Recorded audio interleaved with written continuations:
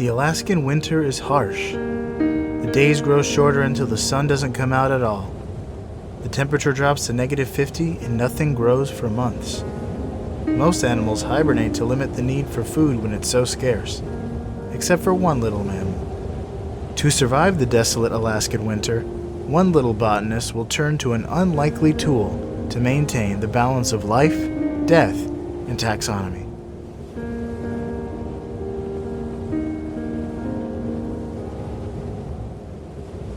Welcome back to Life, Death, and Taxonomy, your 30 minutes of interesting animal info. I'm Joe. And I'm Carlos.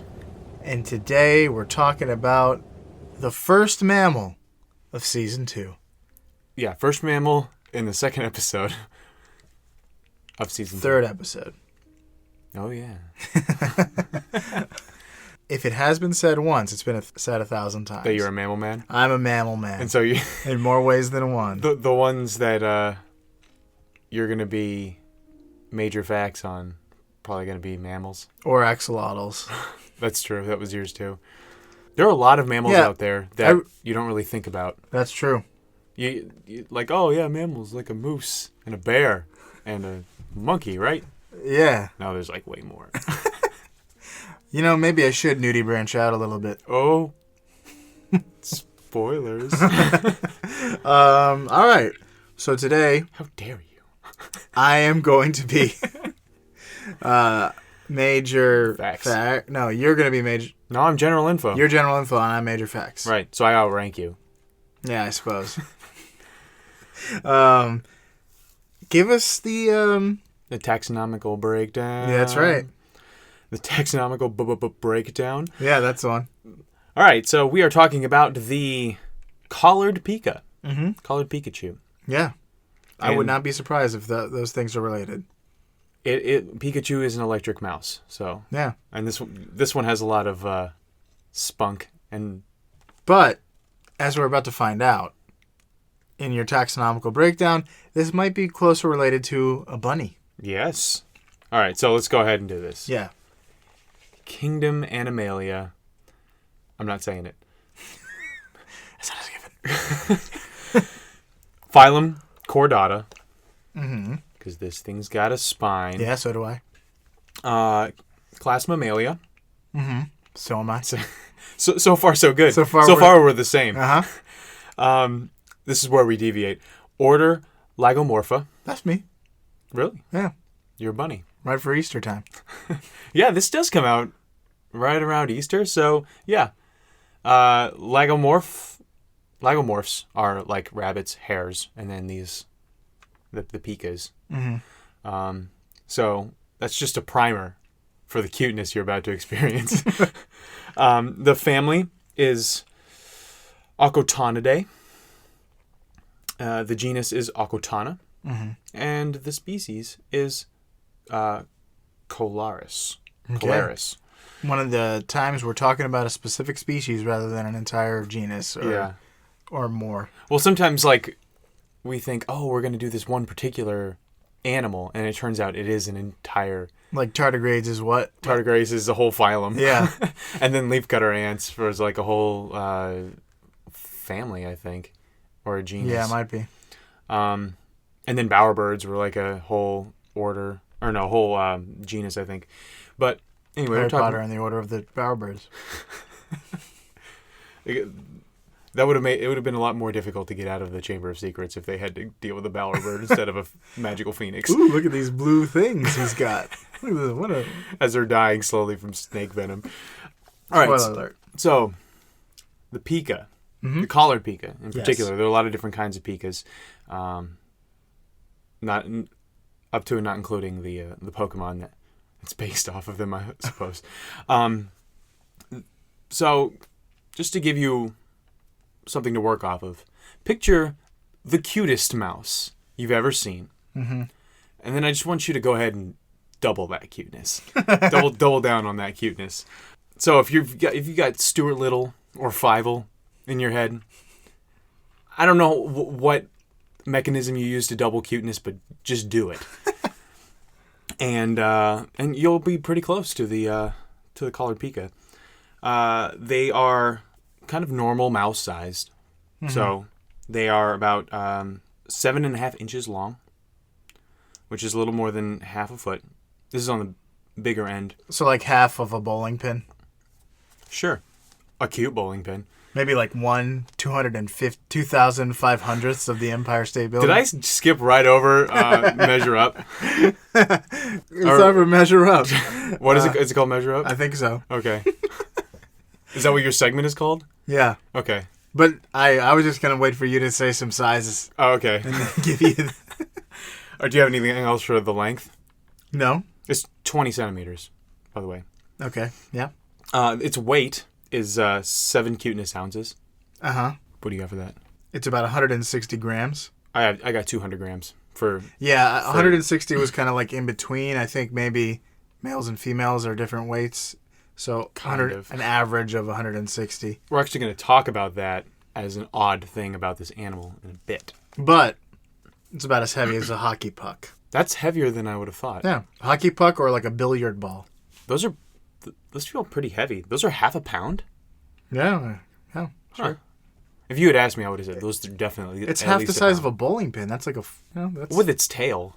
It doesn't have a tail, does it? I'm pretty sure it does. It's got this round... We should definitely know this. It has this adorable round body. I didn't imagine... If it's got a tail, it's... We should definitely know whether or not it has a tail. I don't know. I have no idea. But you look that up and I'll keep talking about continue. What it looks like. It's mostly gray because it lives in rocks or around rocks. And it has lighter gray patches on their cute little shoulders and necks. And that's why they're called the collared Pika. They got a little collar? Yeah, they got a collar. Believe it or not. And here's a... Oh, you're right. They do not have tails. Yep. Or if they do, they're small and, like, unnoticeable. Man, that is cute. It's like put the most adorable aspects of a rabbit's face, a little cute little bunny's face, onto a mouse. With some mouse ears and, like, its feet. There's something about the size of its feet. It's just, like, got, like, little paws, little... They look so dexterous. Right. See, it's a mouse without those weird little tiny pink people hands. Without the Radigan hands. Pink people hands. Yeah. Can we spend the rest of the episode just looking at pictures? No, this is an audio medium. We need to keep look at that. That looks like an otter face. What's cuter than an otter? This. Yeah, I guess. All right, so here's an interesting fact. Okay. That I alluded to a little bit earlier on. Males have no outside testicles. That's not too crazy for... It is for mammals. What about bears? I don't know. I haven't researched bears yet. I've seen a lot of pictures of bears, and I'm not looking at, They got a lot of places to hide them. Like when you're looking at dogs. They got a lot of places to hide them. Yeah, pockets and things. So that makes these, the Pika a little bit, actually really difficult to distinguish between the sexes. So they're not externally sexually dimorphic. And so it's kind of tough to tell what role like males play in nurturing offspring because they're not really sure who sticks around. And to find out whether or not a Pika is male or female, you have to take a peek inside its cloaca. Oh no. And I'm not going to call that cute. That's how you find out whether it's got a plug or an outlet. So the Pika lives in southeastern Alaska and the western Yukon Cornelius. This particular Pika. Yeah, the collared Pika, which is also known as the Alaskan Pika. Other Pikas live in alpine regions of the Rocky Mountains in North America and other such places. But we're particularly talking about the cutest one, which lives in Alaska. Actually, most of them live in Canada. 60% of them live in Canada. Mm-hmm. And they primarily make their homes in what's called talus deposits, which if you've ever seen like the picture of where's the rock that they go, Devil's Tower, the one that they go to in Close Encounters?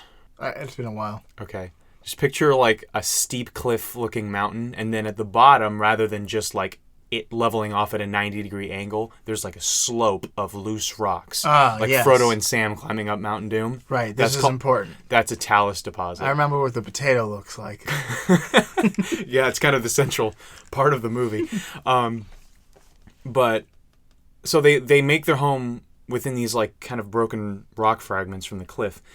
And that's why they're gray, because they want to look like the rocks, because they have a lot of predators to deal with. It is Canada, and there are a lot of big and fierce mammals out there that want to eat small, cute, adorable little Fievel mice. Right. And some of those predators are also almost as cute as they are. Its primary predator is like its greatest contender for world's cutest animal, in my opinion, which is the adorable little white weasel called a stoat. A stout? Stoat. S-T-O-A-T. Oh, stoat. wow. Like goat, but with an S-T instead of a G. Go look up a stoat, and you're going to be like, wow. I thought ferrets were cute. Alaskan stoat. Is that what it's called? I mean, if you want to get specific, I don't know what it's actually. Okay. There's one picture of it like holding onto a tree and looking back at the camera, and it's like, man. I want one in my pocket right now. It also gets predated upon by foxes, weasels, hawks, coyotes. Also, winters are getting worse up there over the last couple decades, and it's making it so that they're less able to survive the winters. Oh yeah, the stoat. I found it because it was called an ermine on Wikipedia, and then I looked up what an ermine was, and it was like, it's either a moth or the most adorable weasel you've ever seen. I'm like, I'm going to go with weasel. I choose weasel. I choose... It's probably not, though. It's probably not a moth. So, other than that, they live about 6 to 7 years in the wild.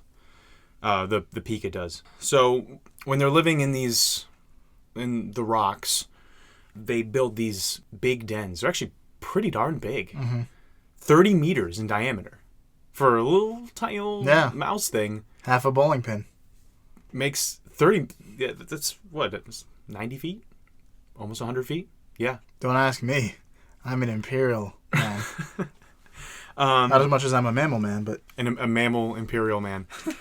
But they also live in the rocks to avoid the heat of the summer, so they're actually cold-adapted mammals. They like the cold, even though extreme cold is bad. Right. But they like the general cold of the Yukon Cornelius. That's the second time I've made that joke. I've got one more left in the chamber. Rule of threes. So yeah, they try to avoid the heat. Also, they have big. Their dens are big, so are their caches, which you will talk about. Mm-hmm. And the last stash cache. You said that so fiercely. I actually wrote STACHE in my notes. Oh, I wish there were the mustached Pika. That would make them cuter, though. Although a walrus has a mustache, and that's pretty cute. I don't know if that's cute. I've seen a walrus in my day. A baby walrus. Yeah, I guess any baby with a mustache is cute. Mm-hmm. Like Burt Reynolds. Sure. So the last thing I have to say about them on the general info is that I don't know if this is part of your shtick, but they're kleptoparasitic, which means that they sometimes steal other animals' food. Oh, yeah. Just like they stole my heart. Oh, yeah, they do. Yeah, I can touch on that. Are you... No more general info? Did you get anything on its, like, relationship with...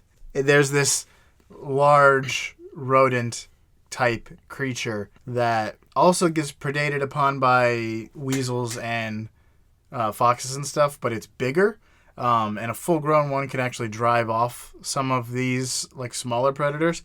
So they like to build dens in... They'll actually, like, build nurseries inside the dens of these other rodents. Oh, okay. The other rodents don't beat them up? Yeah. No, they're chill with them. And it's also important because adolescent Pikas have a couple weeks.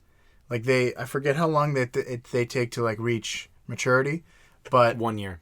Yeah. So they have like after they come out for the summer, after their first year, they come out for the summer. They're on their own. They have to find a territory and start collecting food in the short, like, 3 months of summer. And normally, adults that already have a territory, they get started right away. These guys have to find a territory, Build their den, and then start looking for food. Before the grasshoppers arrive. So they say that, like, the average lifespan of a Pika is, like 3 years, something like that. But that's because the death rate for adolescent Pikas is so high. Because they starve to death in the winter? Right. So, like, once an adult reaches adulthood and starts to have success, they can live till, like, 9 years sometimes. So those adolescent deaths are thrown off the curve? That's how it was for humans, too. Like, back when you hear, like, the people only average, live for, like, 45 years, it's because the infant death rate was so high. But also, there was a lot of other things that could kill you when you're 30. Like swords. Swords, arrows, the Black Plague. Uh-huh. Spanish flu. Soap operas. The Spanish Armada. Yeah, they were just killing everybody back then.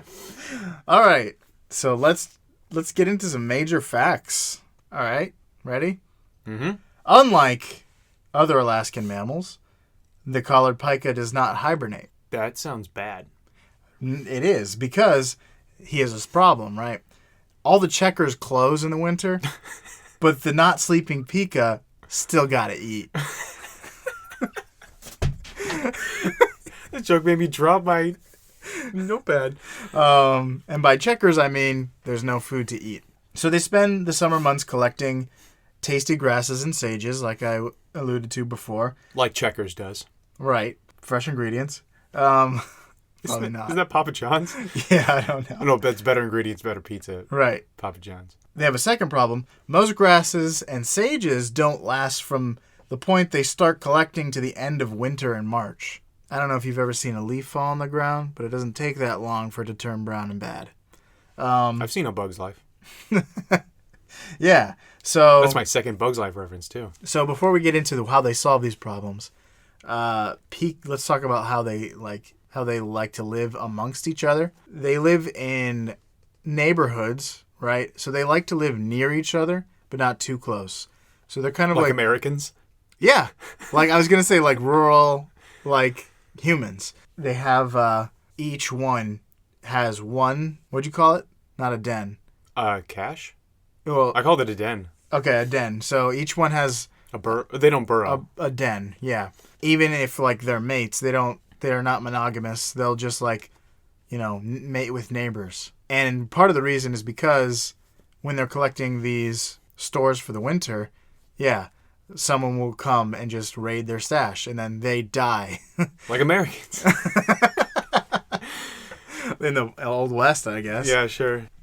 Which is where the Alaskan Pika lives. So, is it Pika? Are we saying this wrong? I've heard it both ways. Of course you have. Pika, though, is that thing where you eat like chalk and stuff. Oh, yeah. That's like that eating disorder where you eat things that are not nutritious. I think it's Pika. Do you think it's Pika? I've heard it both ways. The E at the end makes the vowel say its name. So It's no E. So it'd be Pika. Okay, Pika. So they have a burrow and they have a storehouse.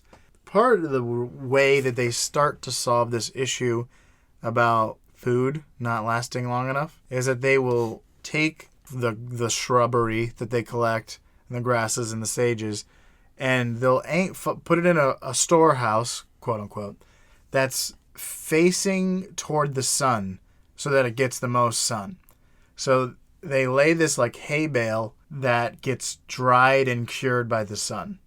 Okay. So it removes the moisture to make it decay slower, which is like hay. Yeah, hay. They make hay, and that's crazy. Pretty smart.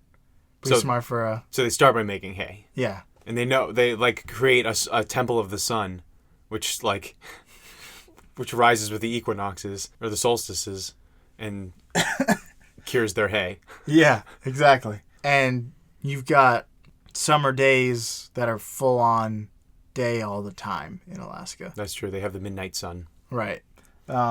Which must be trippy. Oh, I've been there, like going to sleep at 11:30, and it's still like broad daylight outside. Broad daylight, like it's noon, or broad daylight, like the sun might be setting. Like it's 4, like 3 or 4. Long shadows, but not nighttime, or right. really even like evening. Yeah. Well, you're pretty much getting long shadows in the Arctic all the time. Yeah, because I know the sun like kind of circles around you instead of going up and over. Right. Still, I don't know what would be trippier, like a midnight sun or just no sun for 3 months at all. Oh, yeah. Both happen. Both are bad. So you've got these guys making trips back to their storehouses and to collecting literally thousands of times throughout the summer. Sometimes when they're really ramping up, over 100 a day. Trips back and forth. So it really stinks when you get back and it's been raided. So you keep a little bit of distance. To further solve this problem, they get into a little bit of, I guess you would call it chemistry or botany. Horticulture, maybe.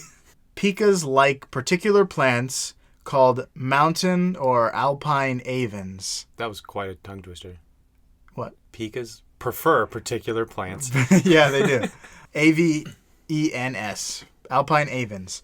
And it's like a plant with a white flower, and it grows in Arctic regions during the summer. But the plant is toxic to pikas. So they're collecting a bunch of different grasses and sages, and then also this toxic alpine aven. So they collect the flower like bud? I'm not sure. I think they take the whole stalk. I've seen them with like bouquets almost. Oh, really? That's the cutest thing ever. And it's like tiny bouquets. It's like little, yeah. Look up. Just spend the afternoon. Sure. Just Google imaging.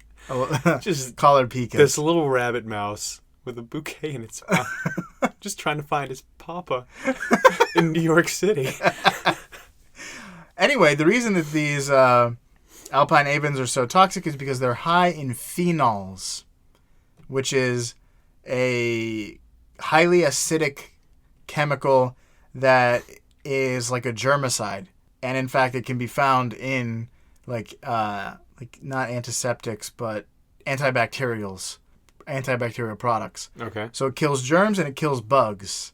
So they throw it in their hay pile, and it preserves the hay pile, even the other plants, the non-phenol plants.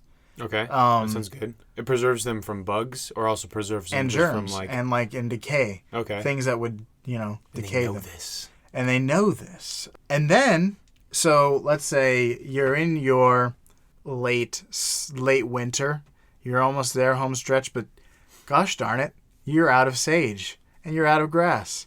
All that's left is this alpine aven, which has it's really high in phenols, right? But actually, by the end of the winter, the alpine aven loses its toxicity. Like the phenols kind of like break down and lose their potency. Uh-huh. So now they can eat it. It's safe to eat. How do they know when it's safe to eat? That's a good question. Because the ones that didn't know died. Is it the solstice? I don't know. I think maybe they just run out, or they try it and it's not. It's really acidic when it's high in like. So you just give it a little tiny lick and you're like, ugh. Yeah. No, it's I need an antacid now. It still needs to ferment. I need a Tums. Little small Tums. These little guys with acid reflux. So that it's pretty crazy to me. So like they figured out, not only do I cure my food, but I also am going to take a plant that's going to preserve my food. And then also, I'm going to be able to eat that once it's done preserving all my food, even though it's toxic to me right now. It's just making the most of everything. Right. Incredible. Just incredible. So it's intelligent, it's resourceful, it's adorable. That's why I like mammals, dude. Yeah, the adorable factor pretty much is almost exclusive to mammals and that one photogenic gecko I told you to look up last time. What's that before I forgot? Oh, that's right, with a smile, yeah. Yeah. Like squid and octopi are cool. Octopuses are cool, but they're not cute. Nope, they're not. Not cute. Sometimes a little, like a spider will be cute. What? Oh, you've never seen this? Absolutely not. Like, didn't I show you? Like, they play them, like, the bongos? Nah. The cutest spider I've ever seen is probably, what, a Nancy? A what? A Nancy? That Central African proverb about the spider and the lion, I think.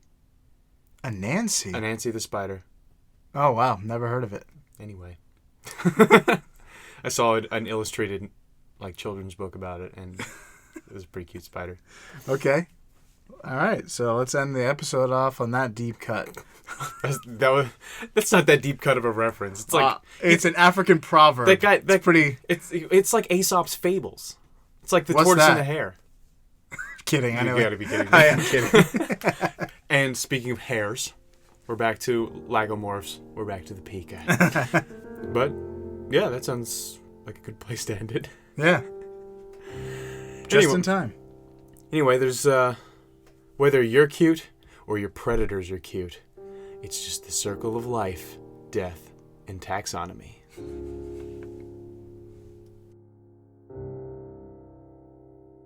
All right, another episode on the books about the collared Pika. So, how do you feel about being the subject of our latest episode? Oh yeah, it was a little bit invasive, but you did sign the waiver. No. We talk about all the animals' cloacas. Well, you're just going to have to go listen to the other episodes. What? You don't know how to subscribe or leave a review, so all you got to do is go on Apple Podcasts or whatever podcast app you choose. Use your tiny, cute little fingers to type in life, death, and taxonomy. You don't even need to put commas. And click the subscribe button once you get to the podcast. Then go over to reviews, write a review, and give us 5 stars if you like the cloaca jokes. What do you think about that? Well, I know it's a lot of steps, but it'll really help us out. All right, you go collect some toxic flowers. Time's running out, and winter is coming. Oh, this is a family show. I thank you to leave. Call me a liar.